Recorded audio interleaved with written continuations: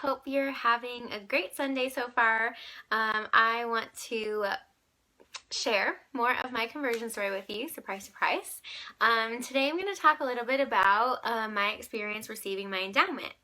So, I feel like, well, everyone's experience is a little bit different, but it's possible that maybe mine is a little bit different due to my background, being Catholic and being a convert a little bit later in life, age 27.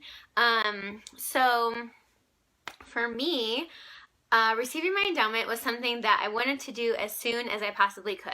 That's how I felt about my patriarchal blessing too, but that ended up being delayed quite a bit, and I was baptized for about 11 months before I got that. But then, let's see, so I was living in Pennsylvania still, so I'm kind of backtracking a tiny bit to give you some background about my endowment.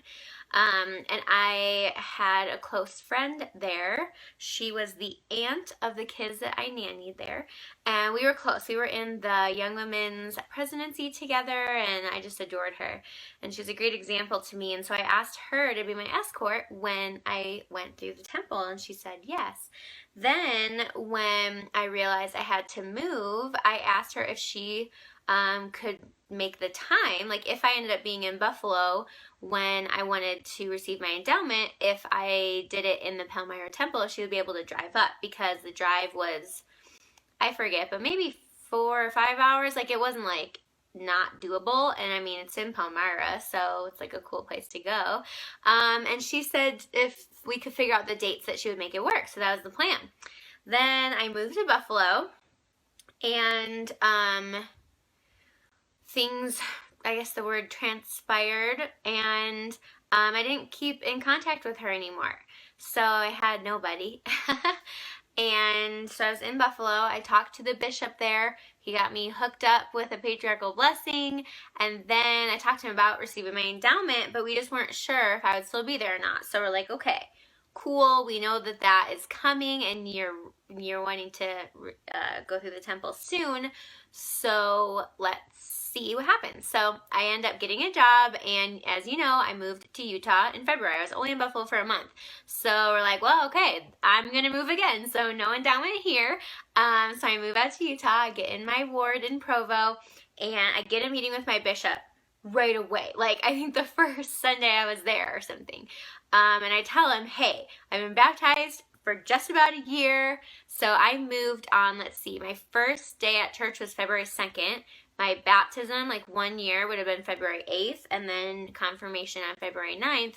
So I'm like, hey, we're a week out. I want to receive my endowment. And so, you know, he asks me why, and I said because I wanted to make more covenants with my Heavenly Father. And that was my reason. It just felt right, and so I didn't want to wait. So he felt like, yes, Kelly, you are ready, let's do this. And so he schedules an appointment with him and the stake to do my interview, and I end up getting my, let's see, second, third, I'm trying to think of days here, because I'm pretty sure it was like exactly a year from my confirmation date that I got my new temple recommend signed, which I think is cool.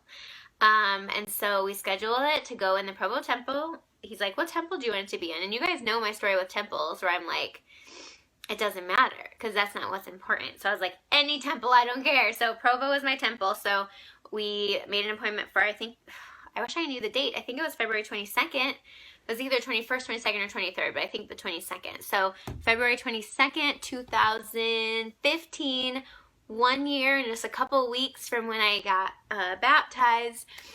And I had a really close friend. She was my friend in Pennsylvania. She's the one who, I don't know if I mentioned this in any of my videos, but she took me to Palmyra with her and some YSA friends. So she was going to school here, so she was already here, and so she was my escort through the temple. And so anyway, going into the endowment, like leading up to it, I mean, everyone is telling me what to expect, and they're like, you know, you're gonna hit some trials going into it, which, you know, I've experienced with the temple. And they're like, you know, it's really like symbolic, it's gonna seem weird, and, you know, you're gonna feel this way and you're gonna feel that way. And looking back on it, like, that just drives me crazy because my experience was nothing like what anyone told me it was going to be like. The symbolism in it, for me, being Catholic, like, in our, just our Sunday Mass, we're, like, making symbols all over the place. Like, that was not weird at all. So that was totally fine, and I wasn't even, like, overwhelmed and confused during the session, like a lot of people said that. I felt fine and confident and at peace, and it was fine. It was great. And then right after it, I had to deal with wearing garments. That was stressful. That was definitely stressful. It was a whole new thing for me, and I remember I had a date planned that night, and all of a sudden I'm wearing these garments, and that was a little stressful for me.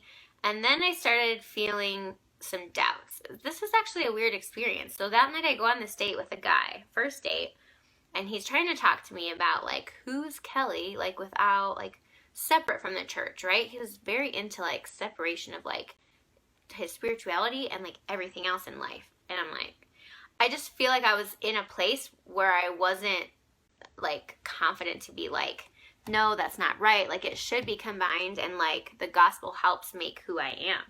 And I was kind of like, well, wait, who am I? Because I've been on this, like, spiritual journey, right? For the past year, I've been a member of the church. All of a sudden, I just went through this endowment session, which is new. And, you know, I just moved to Utah, which is new. Like, Mormons in Utah are different than Mormons in Pennsylvania.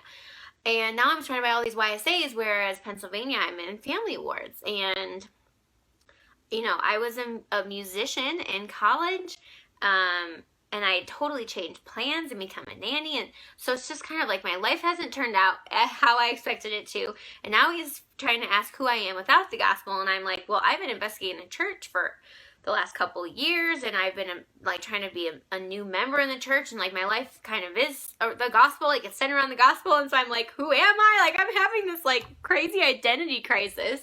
So then I'm, like, just having these doubts about, like, my spirituality and me in the church, and like, who am I, and how much is the gospel supposed to be a part of my like, who I am. And so I have this weird crisis and go into this, like, little depression, and I did make an appointment with my bishop and talk to him about it, and that was the same day he was going to extend to me my first calling.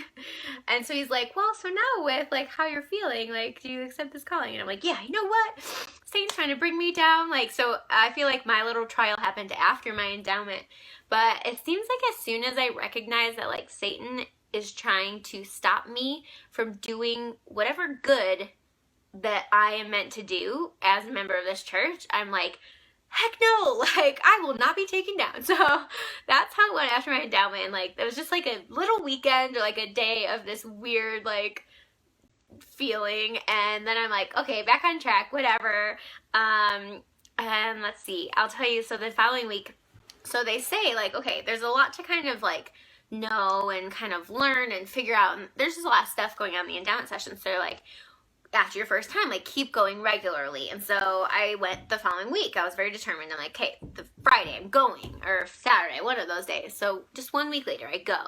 And I go with my friend, who was my escort, and she overslept, and we got there late. We couldn't make the endowment session because we, like, had missed the one we wanted. We would have had to wait. We didn't have time for that.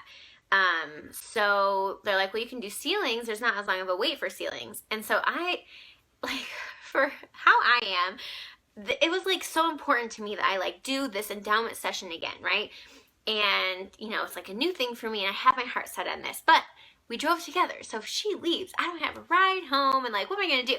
So I, like, say a prayer. I'm like, help me to, like, not be upset that this happened, and help me to know if I should stay and do this endowment by myself or if we should go do ceilings together. So I'm like, you know what?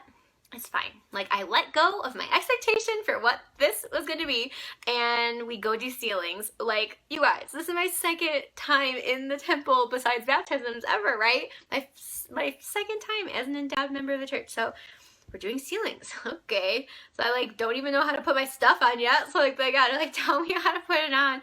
I don't even know. There's some stuff that I didn't know. I was like, oh my gosh, you know, but whatever. They're very understanding in the temple. So we go, and of course, so we sign in, we're, like, waiting. They call a group in, and it ends with my friend. there I am left by myself. Second time in the temple ever, feeling, you know, just not, it's not like not a comfortable feeling necessarily. I mean, of course, like, I pretty much don't feel as much, I feel the most comfort in the temple of anywhere, ever. But just know, like, it's just a little weird at first. It's something you're not used to. So I'm by myself now, and then I go into do ceilings by myself with this group of people. But you know what? I figured it all out. It all goes great, and let me tell you that doing ceilings in the temple is the most amazing ordinance you could do. Like, I'm so grateful for the experience to have done ceilings then, because now I feel comfortable going to do them whenever I want, and I feel like a lot of people who haven't been sealed don't always want to go do them. But oh my gosh, they have been the most incredible spiritual experiences for me. So that was my second time in the temple. Worked out totally just fine, did ceilings, and then just continued to do pretty much an endowment session every week after that. Got used to it pretty quick, and so that was my experience receiving my endowment in the temple. Thanks for watching, and I hope if you are looking to receive your endowment that this story kind of helped you, or if you have any questions, let me know, or, you know, whatever. I hope you just enjoyed it. So have an awesome day, and I'll talk to you soon.